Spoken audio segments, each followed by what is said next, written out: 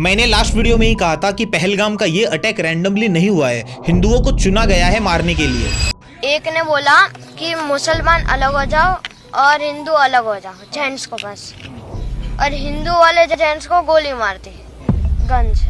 क्या कभी आपने ये सोचा है कि आर्टिकल 370 के खत्म होने के आज इतने सालों बाद भी क्यों कश्मीर में हिंदुओं और सिखों की आबादी सिर्फ 3% है?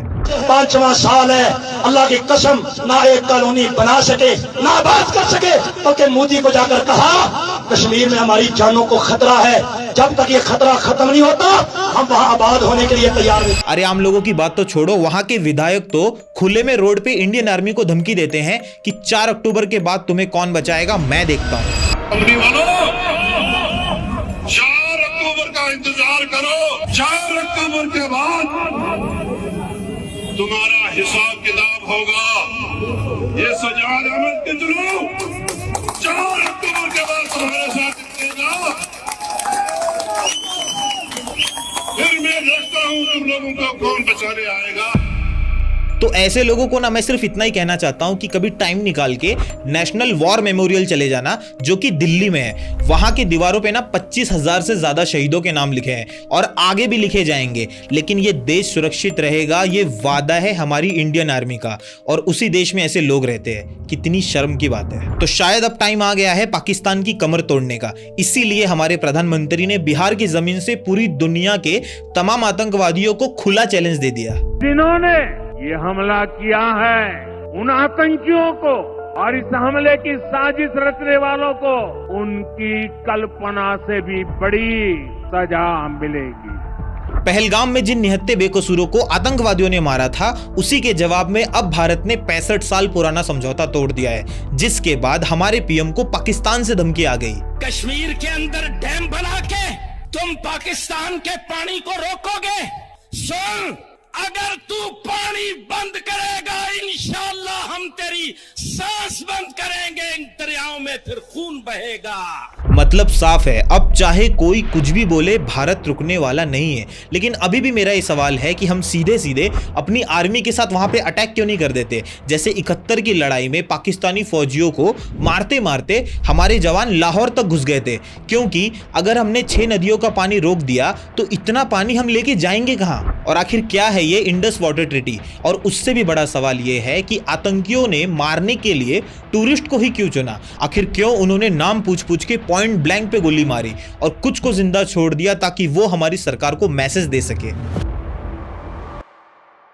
अब देखिए, अमेरिका में 9/11 टेररिस्ट अटैक के बाद बस 45 दिनों के अंदर ही एक कानून बनाया गया था, जिसका नाम पैट्रियट एक्ट 2001 रखा गया, जिसके बाद वहां की सिक्योरिटी एजेंसी ने यह साफ साफ कह दिया कि अगर अमेरिका के अंदर ऐसे सख्त कानून नहीं बने तो अगला आतंकी हमला फिर से हो सकता है। और इसके बाद बिना किसी बहस, बिना किसी प्रोटेस्ट के ही ये कानून लागू हो जाता है, जिसके बाद वहां के सभी सिटीजन्स को सर्विलांस में रखा गया। वहां के मस्जिदों में स्पाई कैमरा तक को लगा दिया गया और हेटरेट स्पीच के खिलाफ जीरो टॉलरेंस पॉलिसी को अपनाया गया, जिसे हमारे यहाँ भड़काऊ भाषण कहते हैं। और तब से लेकर अब तक एक आज का दिन है कि हमें अमेरिका में दूसरा टेररिस्ट अटैक देखने को नहीं मिला। वहीं दूसरी तरफ अगर हम बात करें चाइना की, तो चाइना ने एक्सट्रीमिज्म को रोकने के लिए सारी लिमिट क्रॉस कर दी, क्योंकि चाइना ने मस्जिदों को तोड़ दिया, उनके रिलीजन प्रैक्टिसेस और उनके कल्चर सब कुछ पे बैन लगा दिया।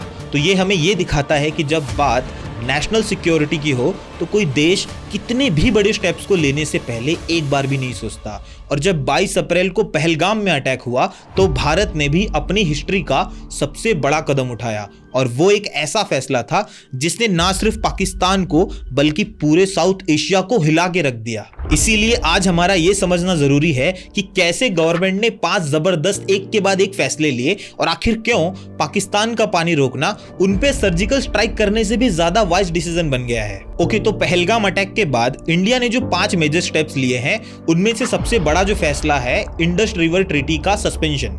मतलब इंडस, चिनाब और झेलम का पानी पाकिस्तान को अब नहीं मिलेगा, जिस पर उनकी खेती और उनकी इकोनॉमी डिपेंडेंट थी। और इस बारे में आगे मैं डिटेल में समझाऊंगा। पहले समझते हैं कि और क्या क्या बदला है। दूसरा, पाकिस्तान रिप्रेजेंटेटिव और उनके ऑफिशियल्स के साथ साथ पूरे पाकिस्तानी सिटीजन्स को 48 घंटे के अंदर भारत छोड़ के जाने का ऑर्डर मिला था। तीसरा, अटारी वाघा बॉर्डर को बंद कर दिया गया है, तो अब ना कोई ट्रेड होगा और ना कोई वहां से यहां आएगा, ना कोई यहां से वहां जाएगा। चौथा, इंडिया ने अपने सभी मिलिट्री रिप्रेजेंटेटिव्स को इस्लामाबाद से वापस बुला लिया है, जिससे एक बात तो साफ हो जाती है कि अब दोनों देशों के बीच में डिप्लोमेसी नहीं बची है। और पांचवा, 1972 में हुए शिमला एग्रीमेंट का अब टर्मिनेशन हो चुका है, जिससे सारे समझौते अब वैलिड नहीं रहे। और इन पांचों फैसलों के बाद सबसे ज्यादा इंडस रिवर ट्रीटी वाले फैसले पे भौकाल मचा हुआ है। इसीलिए हमें यह समझना जरूरी है कि इन सब की शुरुआत कैसे हुई थी। तो ये सब शुरू होता है पार्टीशन के बाद 1947 में, जब इंडस रिवर सिस्टम, जो कि तिब्बत से शुरू होता है, उसके पानी का डिस्ट्रीब्यूशन दोनों देशों के बीच में एक प्रॉब्लम बन गया। क्योंकि आज भी देखा जाए तो ज्यादातर हेडवर्क्स इंडिया में है और कनाल पाकिस्तान में। अब आगे बढ़ने से पहले बता दूं कि हेडवर्क्स का मतलब होता है बांध या फिर ऐसे मैन मेड इंफ्रास्ट्रक्चर्स जिनसे पानी को डाइवर्ट किया जाता है या फिर उसे कंट्रोल किया जाता है या फिर रोका भी जा सकता है। और कनाल का मतलब होता है ऐसे मैनमेड पानी के रास्ते जिनसे नदी का पानी खेतों या शहरों तक पहुंचाया जाता है। तो इस इंडस सिस्टम में टोटल 6 नदियां हैं, जिसमें इंडिया के पास टोटल 3 नदियों का पूरा कंट्रोल है, रवि, व्यास और सतलुज, जो कि ईस्टर्न रिवर्स कहलाती है। और 3 नदियां पाकिस्तान की तरफ है, जो कि है सिंधु, झेलम और चिनाब, जिन्हें वेस्टर्न रिवर्स के नाम से जाना जाता है। अब उस वक्त की बात करें तो उस वक्त ना एक प्रॉब्लम हो गई थी कि 1948 में इंडिया ने रवि नदी का पानी रोक दिया था, जिसके बाद पाकिस्तान ने यूएन से शिकायत की और इस मैटर को सुलझाने के लिए वर्ल्ड बैंक को बीच में आना पड़ा। और 9 साल बाद यानी कि 1960 में हमारे ex prime minister Pandit Jawaharlal Nehru और पाकिस्तान के एक्स प्रेसिडेंट अयूब खान, इन दोनों ने कराची में एक ट्रीटी को साइन किया और इसी समझौते के मुताबिक ईस्टर्न रिवर का पूरा कंट्रोल इंडिया को दे दिया गया और वेस्टर्न रिवर का 80% पानी पाकिस्तान को मिला और 20% पानी इंडिया को मिला। और एक कमाल की बात बताऊं तो उस साल 1960 में सिर्फ ये ट्रीटी साइन नहीं हुई थी, एक और ऐतिहासिक इवेंट हुआ था जिसे आज के पाकिस्तानी भूल गए हैं, इसीलिए आज वो हमारी सांसें बंद करने की धमकी दे रहे हैं। अब हुआ ये था कि 1960 के उस डिसीजन के बाद पाकिस्तान को नए कनाल और डैम्स के साथ साथ इरिगेशन सिस्टम बनाने की जरूरत पड़ी, जिसके लिए उसके पास पैसे नहीं थे। इसीलिए वर्ल्ड बैंक ने उस वक्त इंटरफेयर किया और ये बोला कि चलो सब साथ आते हैं और मिलकर एक डेवलपमेंट फंड को बनाते हैं, जिससे पाकिस्तान को हेल्प मिलेगी, जिसका नाम बाद में इंडस बेसिन डेवलपमेंट फंड रखा गया। अब इसमें से कुछ भी मैं अपने मन से नहीं बोल रहा हूँ, मेरे पास 1960 का वर्ल्ड बैंक का पब्लिक डिस्क्लोजर है, जिसमें ये साफ साफ लिखा है कि किस देश ने कितना पैसा दिया था, जिसमें पहले ही पेज पे चौथे पैराग्राफ में क्या लिखा है, India has undertaken to make a payment of $62.5 million towards the cost of the replacement part of such work. चाहो तो बाद में जाके पढ़ लेना। और सिर्फ भारत ही नहीं, ऑस्ट्रेलिया, कनाडा, जर्मनी और यूएस जैसे देशों ने जितना हो सकता था उतना पैसा दिया और इन सारे फंड्स को मैनेज करने की जिम्मेदारी वर्ल्ड बैंक ने ली, ताकि पाकिस्तान का इरिगेशन सिस्टम सेफ रहे और इस पानी के बंटवारे के बाद भी वो खेती करके अपना पेट भर सके। फिर भी आज का पाकिस्तान हमें आंख दिखाता है और हमारे बेकसूर देशवासियों का नाम पूछ पूछ के मारता है। आपको कितने एग्जाम्पल चाहिए? सितंबर 1965 का वॉर याद है आपको, जिसमें पाकिस्तान ने अपने सीक्रेट सोल्जर को जम्मू कश्मीर में भेजा था ताकि वहां के लोगों को उकसाया जा सके। तब उस वॉर के बाद भी हमने पानी को नहीं छुआ था और हमने उस समझौते की लाज रखी थी। और इसके 6 सालों बाद क्या हुआ? 1971 का इंडो पाकिस्तान वॉर, जब ईस्ट पाकिस्तान मतलब आज का बांग्लादेश, जिसमें रहने वाले बंगाली, सिखों और हिंदुओं पे वेस्ट पाकिस्तान के लोगों ने अत्याचार करना शुरू कर दिया। तब 1970 के इलेक्शन के बाद जब शेख मुजीबुर रहमान की पार्टी जीती थी, तब वेस्ट पाकिस्तान ने उनको पावर देने से मना कर दिया था, जिसके बाद पाकिस्तान आर्मी ने ऑपरेशन सर्चलाइट को लॉन्च किया था और आज के बांग्लादेश में दंगा और अत्याचार शुरू कर दिया, जिसके बाद उस वक्त करोड़ों लोग बेघर हो गए थे।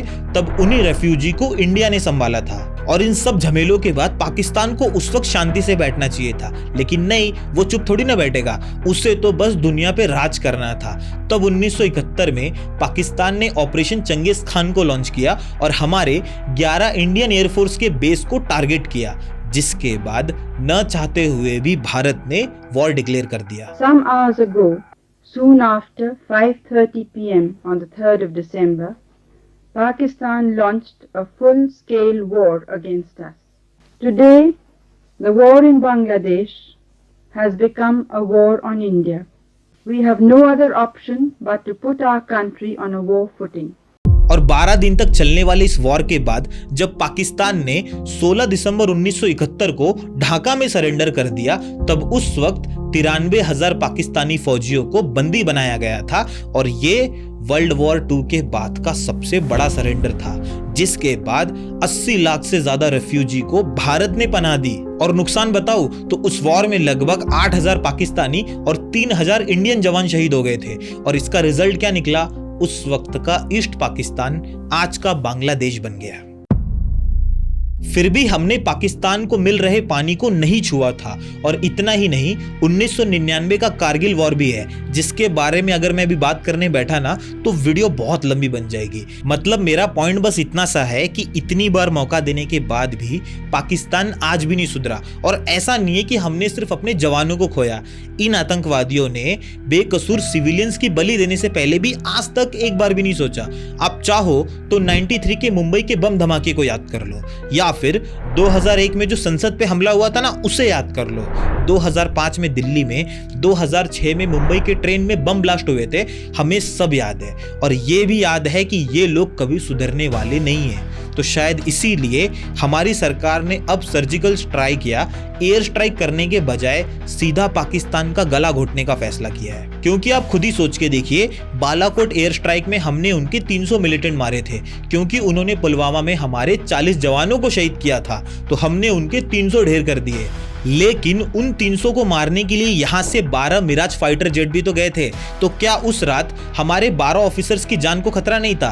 बिल्कुल था। तो इसीलिए हमारे किसी भी फौजी की जान क्यों जाए, वो सारे के सारे तो मरने के लिए आते हैं। अब चाहे वो बॉर्डर के इस तरफ आके मरे या हम उन्हें वहां जाके मारे, वो तो मरने की ट्रेनिंग ही लेते हैं। इसीलिए इस बार 100-200 को मारने से कुछ नहीं होगा, पूरी की पूरी फैक्ट्री में आग लगानी होगी। इसीलिए गवर्नमेंट का ये फैसला, इंडस रिवर ट्रीटी को ही सस्पेंड कर दो, जिसमें बिना खून बहाए भी पाकिस्तान को सबक सिखाया जा सकता है। इसीलिए मेरी नजर में ये एक ऐतिहासिक फैसला है। और देखा जाए तो अभी तो बस ये ऐलान हुआ है, इस फैसले को पूरी तरीके से इम्प्लीमेंट अभी तक नहीं किया गया है, क्योंकि सीसीएस की मीटिंग अभी हुई है, जिसका मतलब होता है कैबिनेट कमेटी ऑफ सिक्योरिटी। अब इसमें होता क्या है, 1 मिनट में समझा देता हूँ। इस मीटिंग में बहुत से देशों के एक्सटर्नल अफेयर्स मिनिस्टर मौजूद होते हैं और हमारे रिप्रेजेंटेटिव एस जयशंकर सर उस मीटिंग में जरूर मौजूद होंगे, जिसमें वो दूसरे देश के मिनिस्टर से ये सवाल जरूर पूछेंगे कि अगर हमने पाकिस्तान के खिलाफ ये कदम उठाया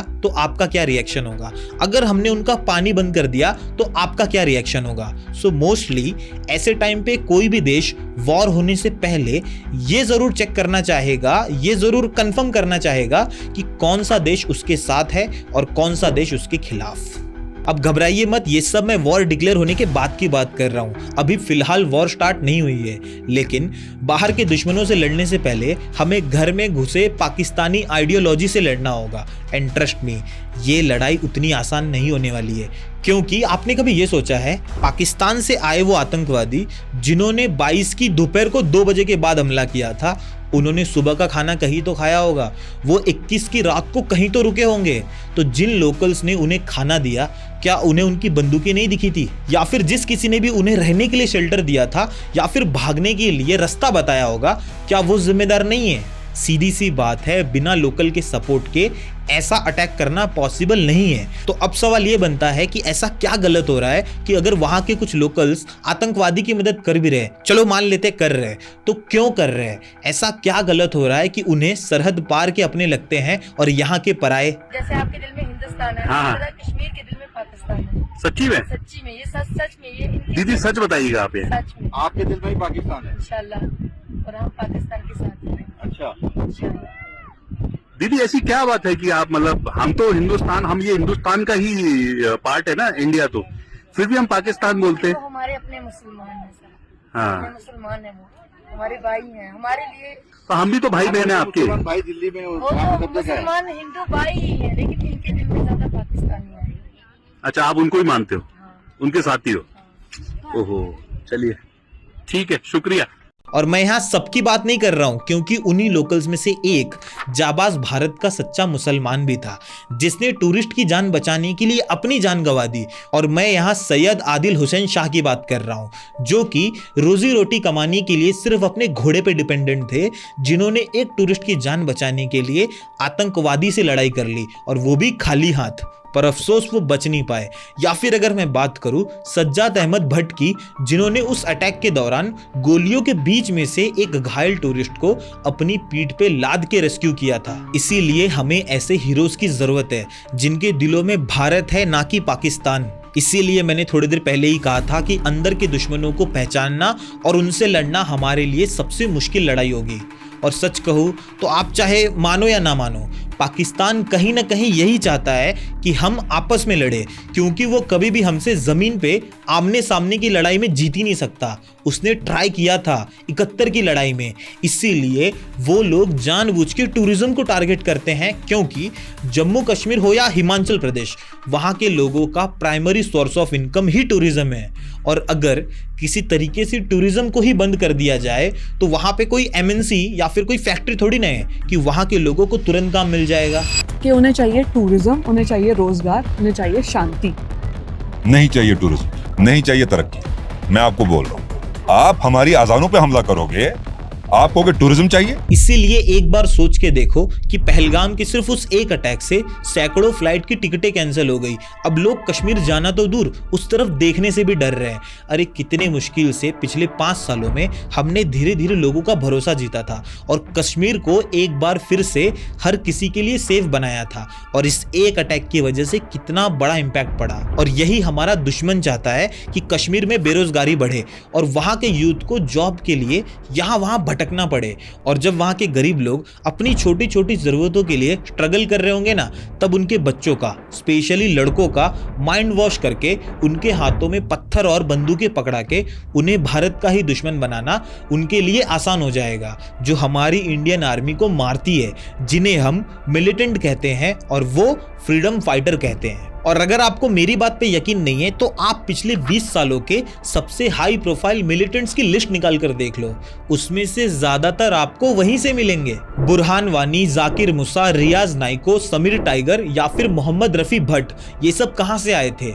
किसी ने तो इन्हें हमारा दुश्मन बनाया होगा। कोई तो होगा जो इनके जैसे मिलिटेंट्स का बचपन में ही माइंड वॉश करके हमारा दुश्मन बना रहा हो। और ये सारे के सारे आका जो है ना, पाकिस्तान से दहशत फैलाते हैं और इसीलिए अगले 100 सालों तक भी ये लोग रुकने वाले नहीं है। इसीलिए पाकिस्तान का गला घोटना आज बहुत ज्यादा जरूरी है, क्योंकि अगर ये इंडस वाटर ट्रीटी ऐसे ही सस्पेंड रहा ना तो इससे पाकिस्तान की इकोनॉमी पे बहुत बुरा असर पड़ेगा, क्योंकि उनका 80% एग्रीकल्चर और उनकी पूरी इकोनॉमी की बैकबोन ही इन नदियों के पानी पे डिपेंडेंट है। और पानी के रुकते ही सबसे पहले उनकी फसलें बर्बाद हो जाएंगी, उनका एक्सपोर्ट गिरेगा और जब उनके देश में जॉब्स खत्म हो जाएंगी ना तो उनके पास पैसे ही नहीं बचेंगे। और जब पीने के पानी के लिए वो ग्राउंड वाटर को यूज करेंगे, जो कि एक लिमिट तक ही मौजूद है, जिसके खत्म होते ही एक दिन पूरा का पूरा पाकिस्तान रेगिस्तान में बदल जाएगा। खैर देखा जाए तो अगर ऐसा होता है तो इससे वहां के उन बेकसूरों की भी जान चली जाएगी जिसका इन सब से कोई लेना देना नहीं था। लेकिन ये सब उनके प्राइम मिनिस्टर शहबाज शरीफ और आसिम मुनीर को पहले सोचना चाहिए था जब वो हमारे लोगों को मार रहे थे। और आपको इस बारे में क्या लगता है, कमेंट सेक्शन खुला है। और अगर मुझसे इस वीडियो में कोई भी कमी रह गई है तो माफ करना, मैं उसे अगली डॉक्यूमेंट्री में जरूर कवर करूंगा। और हाँ, मैंने और मेरी टीम ने इस वीडियो को बनाने के लिए बहुत एफर्ट लिया है, तो अगर मेरे लिए कुछ कर सकते हो ना तो जितना ज्यादा हो सके इस वीडियो को शेयर करना। जो करना है करो, अपनी स्टोरी पे लगाओ, स्टेटस पे लगाओ, जितना ज्यादा हो सके इस वीडियो को दूसरे लोगों तक पहुंचाओ, ताकि हम सब एक साथ मिलके अवेयरनेस पहुंचा सके। तो तब तक के लिए अपना ख्याल रखना और मेरे साथ बने रहना। Thank you.